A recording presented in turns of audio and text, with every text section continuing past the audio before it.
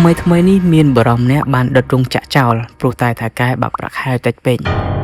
Chamel បរិសុទ្ធជនជាតិអាមេរិកអាយុ29ឆ្នាំគឺជាបុគ្គលិកបម្រើការងារនៅក្នុងឃ្លាំងចែកចាយទំនិញដ៏ធំមួយរបស់ក្រុមហ៊ុន Kimberly វាជាក្រុមហ៊ុនផលិតក្តារអនាម័យស្ថិតនៅក្នុងទីក្រុង Ontario រដ្ឋ California នៅពេលកណ្ដាលយប់ថ្ងៃនោះគេបានលួចដុតកញ្ចប់ទំនិញនិងក្រដាសនៅក្នុងឃ្លាំងដែលមានទំហំរហូតដល់ទៅ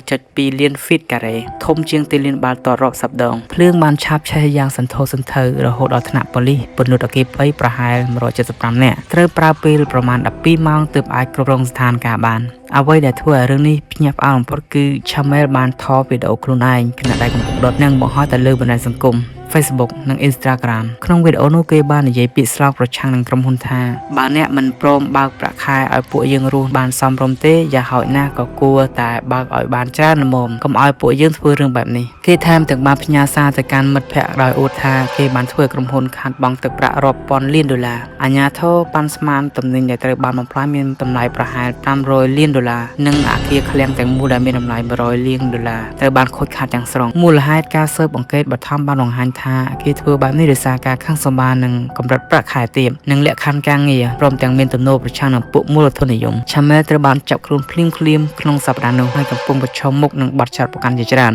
ប្រសិនបើតុលាការកាត់ទោសឲ្យមានទោសកំហុសពិតមែនគេអាចនឹងត្រូវជាប់ពន្ធនាគារពី5ទៅ20ឆ្នាំតាមច្បាប់សហព័ន្ធសំណាងល្អក្នុងហេតុការណ៍នោះបុគ្គលិកប្រហែល20នាក់ផ្សេងទៀតនៅក្នុងឃ្លាំងអាចរត់គេចខ្លួនបានទាន់ពេលនិងមិនមានអ្នករងរបួសឡើយ